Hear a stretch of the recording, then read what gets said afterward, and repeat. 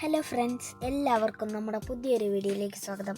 അപ്പോൾ ഞാൻ ഇന്ന് ബത്തേരിയുള്ള ജൈന ക്ഷേത്രത്തിൽ പോയി അവിടുത്തെ കുറച്ച് കാഴ്ചകളാണ് ഞാൻ നിങ്ങളുമായി പങ്കുവെക്കുന്നത്.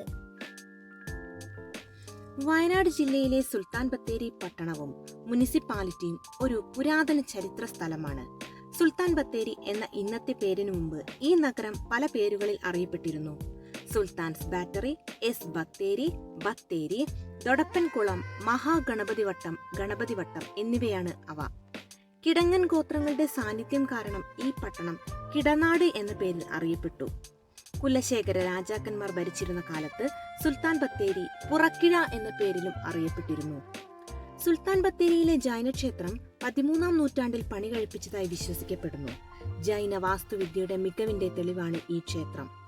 വിജയനഗർ വാസ്തുവിദ്യയുടെ ശക്തമായ സ്വാധീനം ഇവിടെയുണ്ട്. ക്ഷേത്രം പൂർണ്ണമായും കരിങ്കല്ല് കൊണ്ടാണ് നിർമ്മിച്ചിരിക്കുന്നത്. അകത്തളങ്ങളിൽ പരമ്പരാഗത ശൈലിയിലുള്ള കൊത്തുപണികൾ അതിസങ്കീർണമാണ്. ക്ഷേത്രത്തിന്റെ ഒരു പ്രധാന പ്രത്യേകത അതിന്റെ നിർമ്മാണത്തിന് ഒരു തടിയും ഉപയോഗിച്ചിട്ടില്ല എന്നതാണ്. ക്ഷേത്രത്തിന്റെ മേൽക്കൂരയും കല്ലുകൾ ഉപയോഗിച്ചാണ് നിർമ്മിച്ചിരിക്കുന്നത്. നിങ്ങളെല്ലാവരും ജൈനക്ഷേത്രത്തിന്റെ വിശേഷങ്ങൾ അറിഞ്ഞല്ലോ. ഇത് ബത്തേരിയാണ്. എല്ലാവരും പോയി കാണാൻ ശ്രമിക്കുക. അപ്പോൾ എല്ലാവർക്കും ടാറ്റാ.